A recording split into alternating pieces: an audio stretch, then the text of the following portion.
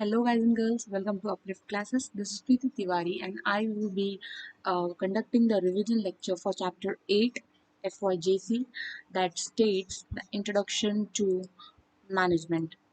Okay, so as we know, this is your last chapter for FYJC, and this is completely unrelated to what we have studied in previous first to seventh chapter. So this chapter is all about management, is all about how the organizations manage their work.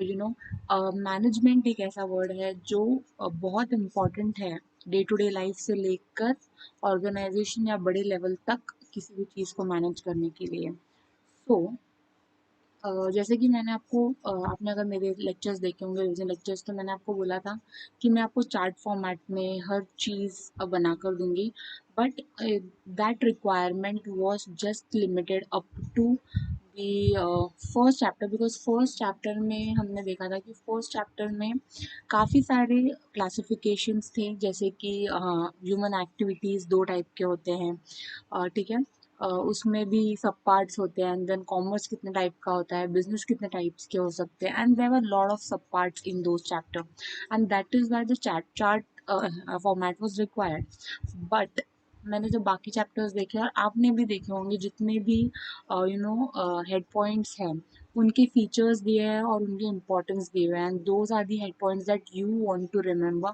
And you should remember for writing the examination okay तो मुझे लगा कि आपके text book के पीछे जो chapter summary दी हुई है आपके the best thing I would suggest कि rather than referring to any author's book or any other person's book it's good to refer the government textbook that you have in the market because दो reasons है एक तो जो examinations conduct होंगे उसके जो answers आपके मैच किए जाते हैं वो इस टेक्स्ट बुक से मैच करेंगे क्योंकि एग्ज़ाम महाराष्ट्र स्टेट बोर्ड लेती है एंड उन लोग ने जो टेक्स्ट बुक दी है सो आप ही सोचो अगर आपने कोई एग्ज़ाम रखा है और आपने वो टेक्स्ट बुक इशू किया है so you will always want कि लोग आपके टेक्स्ट बुक के आंसर्स लिखें ठीक है एंड सेकेंडली आप लोग सब लोगों का जो यूनिफॉर्मिटी होगा अगर आप लोग पढ़ रहे हो तो लैंग्वेज भी सिंपल है इतना ज़्यादा डिफिकल्ट नहीं है so there is no difference between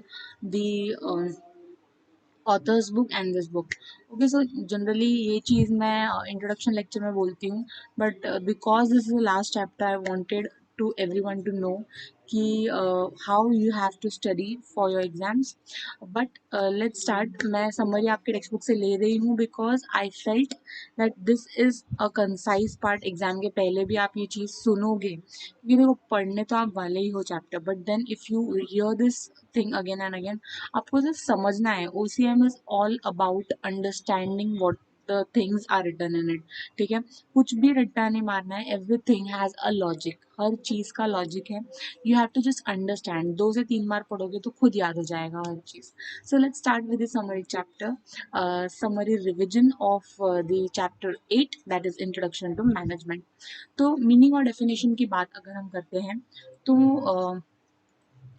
meaning की बात करें तो management is an activity that is very essential in every walk of life तो ठीक है लाइफ की बात क्यों की है हम यहाँ पे ऑर्गेनाइजेशन की बात कर रहे हैं तो लाइफ की बात इसीलिए की गई है क्योंकि आप अगर गौर करोगे ना तो आपकी डे टू डे लाइफ में भी आप काफ़ी सारी चीज़ मैनेजमेंट कर रहे हो अगर मैं एग्जांपल दूँ तो जैसे आप हो खुद ठीक है यू हैव जैसे कि अभी तो पेंडेमिक है बट जनरली आप जब स्कूल में थे तो आपने स्कूल में एक्स्ट्रा करिकुलर एक्टिविटीज़ में पार्टिसिपेट किया था राइट जिसमें सिंगिंग डांसिंग स्पोर्ट्स कुछ भी हो सकता है on the other hand you had school का होमवर्क एंड देन आपकी ट्यूशन्स भी होते थे ट्यूशन का भी होमवर्क होता था उसके अलावा आपको टीवी देखने का भी टाइम निकालना पड़ता था और ये सारी चीज़ें चल रही थी आपको पता नहीं चला बट आप उस वक्त पे हर चीज़ मैनेज कर रहे थे you were managing your time कि आप दिन का 24 आवर्स का कितना घंटा सोने वाले हो कितना घंटा एक्स्ट्रा करिकुलर एक्टिविटीज़ में डालोगे कितना घंटा आप स्कूल में पढ़ोगे कितने आवर्स में आप अपना होमवर्क करोगे कितने आवर्स में आप ट्यूशन जाओगे so this was the thing that you were managing अगर इसे थोड़े बड़े लेवल पे लेकर जाए तो आपके डैड जो मंथ के स्टार्ट में एक बजट बनाते हैं जिसमें इनकम होता है और जिसमें महीने भर का सारा खर्चा होता है, मंथ एंड में वो उन सारे खर्चों को वो रिव्यू करते हैं, राइट? तो he is doing nothing but he is managing his income, he is managing the family. ठीक है। सो ये तो हुई अपनी डेली लाइफ की बात। पर इसको और थोड़ा बड़े लेवल पर लेकर जाए अगर, तो अगर कोई ऑर्गेनाइजेशंस है, अगर कोई बिजनेस है, तो वहाँ पे आपको क्या मैनेज करना पड़ता है पता है? वहाँ पे भी आपको इनकम और एक्सपेंडिचर का हिसाब रखना पड़ता है। आप कितना प्रॉफिट कमा रहे हो, क्या आपके कस्टमर्स आपसे खुश हैं, क्या आप उन्हें सारी सर्विसेज प्रोवाइड कर पा रहे हो। So these are the things that you have to manage at that level, right? So the next next thing is जो मैनेजमेंट वर्ड है वो दो लैटिन वर्ड से आया हुआ है। सबसे पहला लैटिन वर्ड है minus, which means hand, and agile means to act। अब इस ये चैप्टर आपने अगर पढ़ा होगा तो उसमें एक इटालियन वर्ड दिया है मैनेजर। मैनेजर का मतलब होता है टू हैंडल समथिंग। ठीक है। तो ये जो मैनेजमेंट का वर्ड जो आया है वो इस वर्ड से आया है, मैनस और एजर, और जो इटालियन में बोलते हैं मैनेजर। ठीक है। तो इस वर्ड से इसका ओरिजिनेशन हुआ है। You have to remember this because ये ऑब्जेक्टिव्स के लिए आ सकता है। The third point is management is an art of getting things done through others. मतलब किसी से कोई काम करवा लेना इज अ मैनेजमेंट स्किल। ठीक है। तो जैसे कि अगर मैं आपको बोलूँ कि आपकी डेली लाइफ में अगर आपको कोई काम दिया हुआ है, ठीक है, तो वो काम आप बड़े आसानी से अगर अपने छोटे भाई या बहन से करवा लेते हो, then you have a management skill in yourself. यही चीज तो बड़े लेवल पर लोग करते हैं, यही चीज तो मैनेजर्स करते हैं। मैनेजर्स का काम क्या होता है? वो जो चीजें सोची होती है उन्होंने, जो प्लान्स बनाए होते हैं, उन चीजों को लोगों के थ्रू पूरा करवाते हैं। It is an art of getting things done through others. किसी और से काम करवा के लेना इज मैनेजमेंट। फोर्थ पॉइंट में बोला है कि management is an coordination of resources through process of planning, organisation. ये चार पांच चीजें ध्यान रखना। प्लानिंग मतलब किसी चीज का प्लान बनाना, ऑर्गेनाइजिंग उनको अरेंज करना, directing and controlling in order to attain the desired goals. तो उनको डायरेक्ट करना, कंट्रोल करना, उनको सही दिशा दिखाना ताकि वो अपने डिजायर्ड गोल्स अचीव कर सकें। ठीक है। उसके लिए उनको रास्ता दिखाना, उनको डायरेक्ट करना, यही तो काम होता है मैनेजमेंट में। The next thing that we have to study is characteristic, that is features of management। Management में क्या क्या खासियत है जो उसे केपेबल बनाती है गोल्स को रीच करने के लिए। The first one is management is goal oriented. मतलब अगर आपने ये चैप्टर रीड किया होगा तो आपको पता होगा कि मैनेजमेंट करना बड़ी बात है, पर आप किसको मैनेज करोगे? You need to have some specific goal. आपके पास एक पर्टिकुलर पॉइंट होना चाहिए, आपके पास एक विजन होना चाहिए, आपके पास एक सपना होना चाहिए, एक गोल होना चाहिए जिसके लिए आप मैनेजमेंट करो, जिसके लिए आप काम करो। सो मैनेजमेंट करने के लिए सबसे पहला स्टेप जो है वो है having a specific goal. This is your specific goal and this is your car. ठीक है। इसे आप कौन से रास्ते पे लेके जाओगे ये आपका स्पेसिफिक गोल तय करेगा। So this first point is management is goal oriented. You need to have a specific and a desired goal जिसके लिए आप वाकई में मेहनत करो, जिसके लिए आप you choose something to get there, उस जगह पे पहुंचने के लिए। Second one is management is a group activity. किसी एक अकेले इंसान का काम नहीं है, you need to have a group. Because जब बड़ी ऑर्गेनाइजेशन की बात आती है तो उसमें बहुत सारे डिपार्टमेंट्स होते हैं, तो एक अकेला इंसान उन डिपार्टमेंट्स को हैंडल नहीं कर सकता। ठीक है। You need to have a group, जो बहुत सारे लोग एक एक ग्रुप को हैंडल कर रहे हैं, and then there is a this important person जो सबसे रिपोर्ट्स कलेक्ट करता है, and then he applies his management skills and techniques जिनसे वो मतलब जिस वजह से वो इन लोगों से काम करवा सकता है। The third one is management is intangible. Intangible आपने अकाउंट्स में पढ़ा होगा। Intangible means you can not see और touch anything, you do that thing, that particular thing। so management भी इंटेंजिबल है क्योंकि आप मैनेजमेंट को देख नहीं सकते, मैनेजमेंट को टच नहीं कर सकते, पर आप उसके वजह से हुए इफेक्ट्स को देख सकते हो, महसूस कर सकते हो।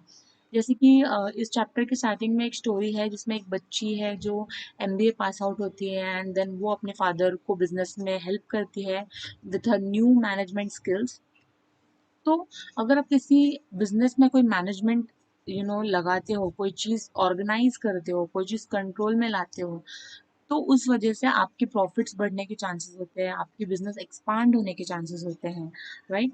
सो मतलब आप देख नहीं पा रहे हो, मतलब you can not actually see कि कुछ हो रहा है, बट देन जब उसका रिजल्ट आता है, प्रॉफिट में इम्प्रूवमेंट आती है या फिर आपके बिजनेस में एक्सपांशन आता है, तो फिर आप फील कर सकते हो कि हाँ, ये मैनेजमेंट की वजह से हुआ है।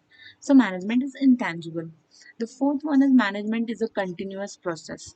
तो सबसे पहली बात बता दूं, मैनेजमेंट ऐसा नहीं है कि आज आपने कुछ प्लान किया, उसे इम्प्लीमेंट किया और अब चलते रहने तो ऐसे ही चलेगा। That is not the case. You have to be regular in updating your plans and strategies. क्यों पता है? क्योंकि आए दिन नए नए तरीके के लोग मिलते हैं, अलग अलग बर्ताव के लोग मिलते हैं, नए नए ऑर्गेनाइजेशन से पाला पड़ता है, नई सिचुएशंस पैदा होती है जहाँ पे ऑब्वियसली आप पुरानी स्ट्रैटेजीज यूज नहीं कर सकते। आप मैनेजमेंट मतलब आपको सिचुएशन के हिसाब से बदलना पड़ता है, और उसके लिए ज़रूरी है कि आप एक कंटिन्यूअस चेक रखें प्रोसेस पे। आप कंटिन्यूअसली देखें कि क्या सब चीज़ बराबर से हो रही है। अगर नहीं हो रही है तो you have to make a new plan and everything goes as well. Fine. Fifth one is management is situational. जैसे मैंने आपको ऊपर बताया, हर सिचुएशन के हिसाब से बदलना पड़ता है। So management depends upon situation. उसका कोई एक सेट प्रोसीजर नहीं है कि अगर आप किसी सपोज दो कपड़े की दुकान है, ठीक है, this this clothes A, shop A and shop B, जो दोनों कपड़े का बिजनेस करते हैं, बट जो मैनेजमेंट की चीज़ें आप यहाँ पे यूज़ कर रहे हो, जैसे कि हो सकता है आप यहाँ पे एडिशनल चीज़ें ऐड कर दो प्रोडक्ट्स में, आप एम्प्लॉयज़ को रिप्लेस कर दो, ठीक है, बट दूसरे वाले केस में वहाँ पे ऑलरेडी वो वैरायटी है, वहाँ पे ऑलरेडी एम्प्लॉयज़ ट्रेंड है, पर वहाँ पे समझ लो स्पेस की कमी है, so you are arranging for a bigger space जहाँ पे वो लोग बेच सकें। तो है तो दोनों क्लोथ्स के शॉप, ठीक है, बट ज़रूरी नहीं है जो मैनेजमेंट स्किल्स शॉप ए पे लगाई है वही स्किल्स आप शॉप बी पर लगाओ, राइट? तो दोनों के लिए अलग चीज़ है। क्यों? क्योंकि दोनों के सिचुएशंस अलग है, ठीक है। So this has to be situational. जो भी परिस्थिति है, जो भी ऑब्स्टेकल्स है, जो भी डिफिकल्टीज आती हैं, उसके ऊपर डिपेंड करके you have to apply the management policy, okay? The sixth one is management is universal। मतलब हर जगह पे एक्सेप्टेबल है। अगर आप इंडिया में करो या फिर अब्रॉड में करो, हर जगह पे मैनेजमेंट तो होता ही है, क्योंकि मैनेजमेंट एक प्रोफेशनलिज्म को जन्म देता है। You can you feel different अगर हर चीज़ ऑर्गेनाइज्ड है, हर चीज़ सही तरीके से सही जगह पे रखी हुई है, हर चीज़ आपके कंट्रोल में है, हर चीज़ प्लान्ड है। So it creates altogether a different aura, and therefore it is universal in nature, it is acceptable everywhere।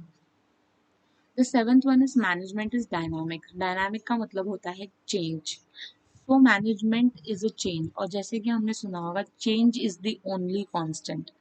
तो अगर मैं इसको हिंदी में कोट करने जाऊँ, सो इट्स परिवर्तन ही क्या बोलते हैं इसको, परिवर्तन ही संसार का नियम है। So changes occur frequently, it changes, everyone changes every day, things change every day, so do management, ठीक है। सो मैनेजमेंट का कोई, जैसे कि मैंने आपको बोला, कोई एक फिक्स्ड प्रोसीजर नहीं है। You have to keep on changing yourself, keep on updating yourself as per the environment. अगर गवर्नमेंट ने कोई नई पॉलिसी लाई है, कोई लीगल मैटर है, कोई इकोनॉमिकल इशू है, कोई पॉलिटिकल इशू है, कोई नेचुरल इशू कैलामिटीज आ जाती हैं, तो उस हिसाब से the management skills and the management planning should change, and that is why we tell that management is dynamic, right? The next thing that we study is are the level of management। fine। तो हमने पढ़ा था कि मतलब आपने पढ़ा होगा और मैंने भी पढ़ा है कि मैनेजमेंट के तीन लेवल्स होते हैं। The first one is top level management. Top level management जैसे नाम से पता चलता है, जो एकदम बड़े लोग होते हैं ना ऑर्गेनाइजेशन में। बड़े मतलब कौन कौन हो गए, सीईओ हो गए, कंपनी के सीईओ, सीएफओ, या फिर मैनेजिंग डायरेक्टर, या फिर बोर्ड ऑफ डायरेक्टर्स है कंपनी के। तो ये लोग टॉप लेवल मैनेजमेंट का काम करते हैं। इनका दो काम होता है, एक तो लॉन्ग टर्म ऑब्जेक्टिव सेट करना ऑर्गेनाइजेशंस के लिए, कि लंबे समय के लिए हमको कोई डिसीजन लेना है, कि ऐसा कोई डिसीजन लेना है जो लॉन्ग टर्म चले, शॉर्ट टर्म के लिए नहीं। The second most important thing that they do is frame the plans and the policies, right, ताकि वो डिसीजन ले सके। ठीक है, तो ये तीन काम हो गए। सबसे पहला काम वो लोग करते हैं कि लॉन्ग टर्म ऑब्जेक्टिव सेट करते हैं, दूसरा काम प्लान्स एंड पॉलिसीज फ्रेम करते हैं, and third they take decisions. तो आपने देखा होगा, मतलब टॉप लेवल का काम जनरली जो रिलेटेड होता है वो सोचने से रिलेटेड होता है। उनको टेक्निकल काम ज़्यादा नहीं करना पड़ता है, बट उनको ब्रेनली काम ज़्यादा करना पड़ता है, उनको सोचना ज़्यादा पड़ता है कि ऑर्गेनाइजेशंस के लिए क्या अच्छा है, क्या अच्छा नहीं है, कैसे प्लान्स एंड पॉलिसीज बनाने हैं ताकि हम प्रॉफिट कमा सकें, कौन से डिसीजन लेने हैं, नया प्रोडक्ट चूज करना है नहीं करना है। तो ये सारा काम बड़े लोग करते हैं कंपनी के। The next level was middle level management. तो ये लेवल जो होता है ये टॉप लेवल के अंदर काम करता है।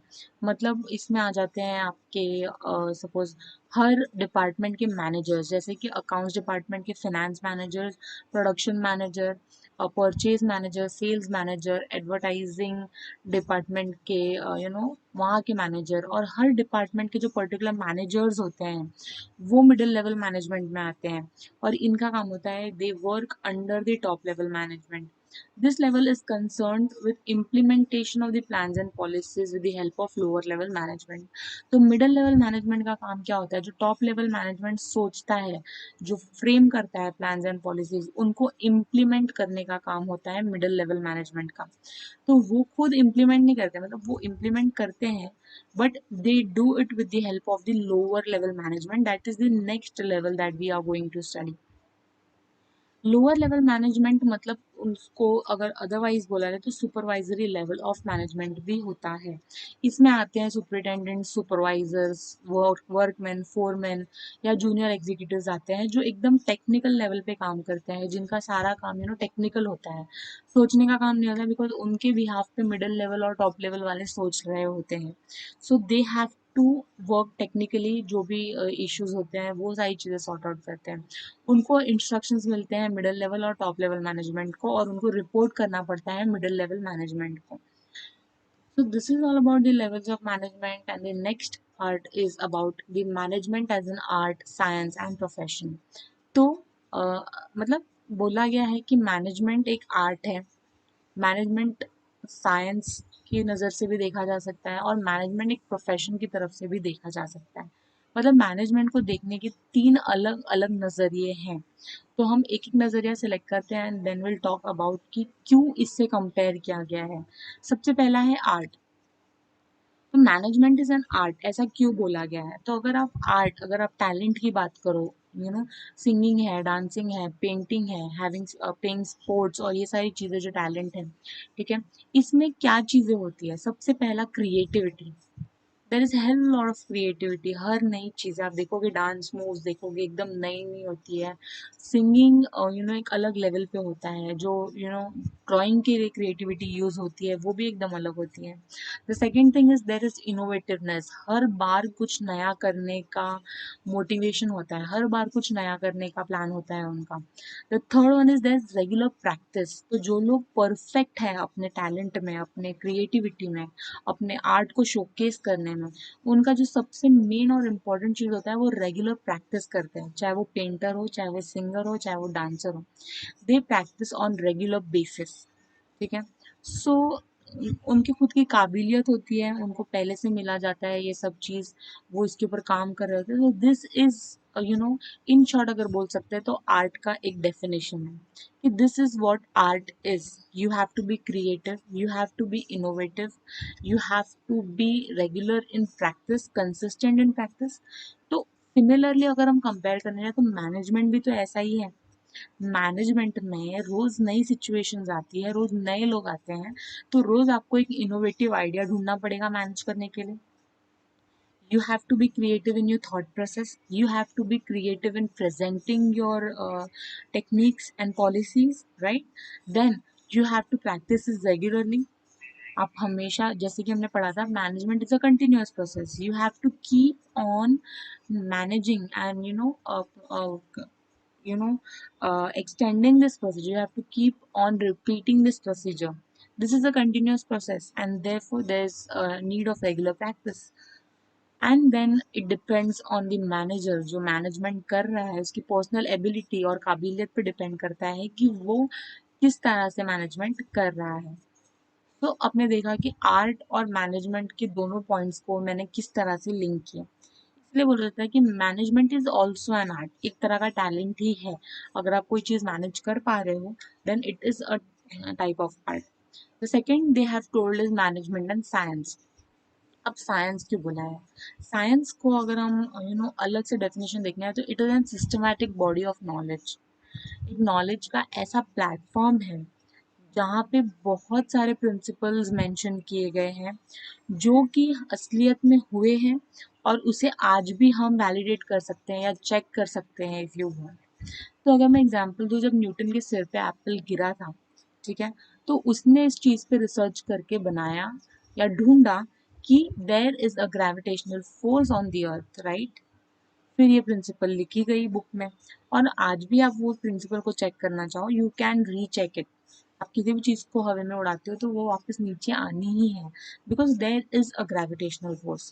सो these are the principle that are universally accepted. आप बॉल चाहे मुंबई में गिरा, चाहे गुजरात में गिरा हो, या फिर चाहे यूएसए में गिरा हो, बॉल अगर ऊपर जाएगी तो वो नीचे आएगी, because that is a gravitational force, right. तो साइंस का मतलब तो ये होता है कि ऐसा प्लेटफॉर्म जहाँ पे कोई चीज़ हो चुकी है, उसके ऊपर रिसर्च हुआ है, we have a principle that is universally accepted and then you can revalidate it right now. Management की बात करें तो वो भी तो एक प्लेटफॉर्म है.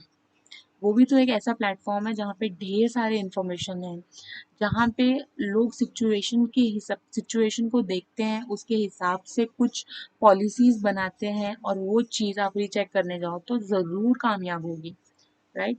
अगर मेरे सामने एक प्रॉब्लम आया है, जैसे कि मेरे पास अंडर यूटिलाइज स्पेस है, ठीक है, मेरे दुकान में एक ऐसी जगह है जो मैं ज़्यादा यूज़ नहीं करती, बट मैं रेंट तो पूरे शॉप का दे रही हूँ, right.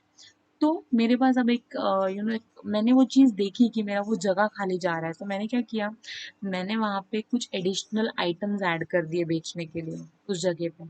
So now that space is giving me that part of income, right. तो ये चीज मैंने नोट डाउन कर ली. So this is the policy. If you have an under utilize space, इधर आप उसको किसी रेंट पे दो किसी को, या फिर आप नए ग्रोसरीज या नए प्रोडक्ट्स ऐड कर दो वहाँ पे बेचने के लिए. सो this is the policy that will be universally accepted. अगर कोई अंडर यूटिलाइज स्पेस है यहाँ पे है या कहीं पे भी है, they will follow this technique, right. So that is why we can say that management is in science. Third में उन्होंने बोला है कि मैनेजमेंट इज ऑल्सो प्रोफेशन. अब प्रोफेशन से कंपेयर करने जाए तो हमने फर्स्ट चैप्टर में पढ़ा था कि प्रोफेशन का मतलब क्या होता है. सबसे पहला आपके पास वो एक्सपर्टाइज क्वालिफिकेशन होनी चाहिए जो रिलेट, जैसे कि आप लॉयर बनने वाले हो तो आपके पास एलएलबी की डिग्री होनी चाहिए.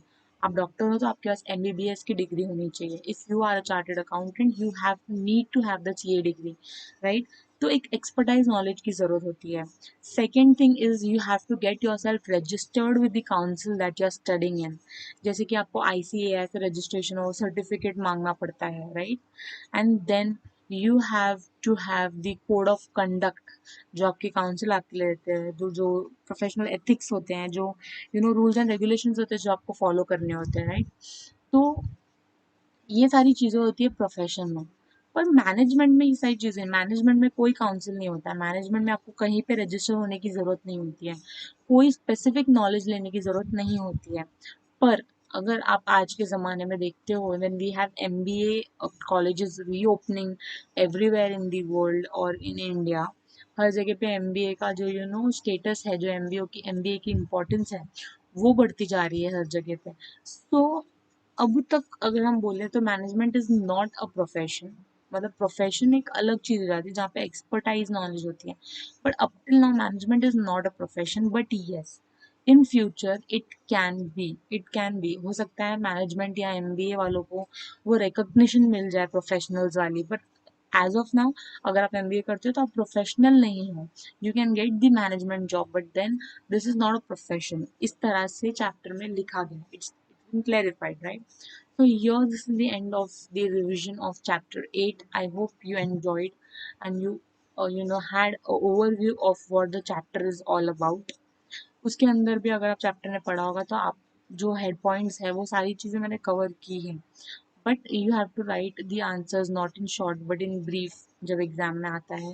And I hope you have understood everything that I have told. इसमें सिर्फ तीन ही पार्ट दिया हुआ है कि एक आर्ट साइंस प्रोफेशनल वाला, एक लेवल्स ऑफ मैनेजमेंट और कैरेक्टरिस्टिक्स।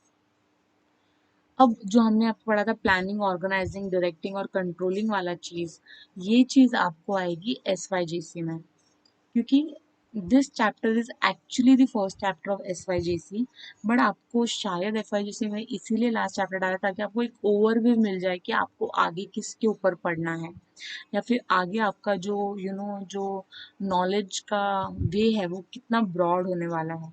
अब तक आप सिर्फ बिजनेस के बारे में पढ़ रहे थे, now you will be learning about the management skills, right? तो ये आपको एक शॉर्ट समरी दे दी है उन्होंने ताकि आप एस वाई जी सी में अच्छे से आपका बेस क्लियर हो। And the other advanced thing that is there in this chapter will be in the standard SYGC. So that's all for this revision lecture. Thank you.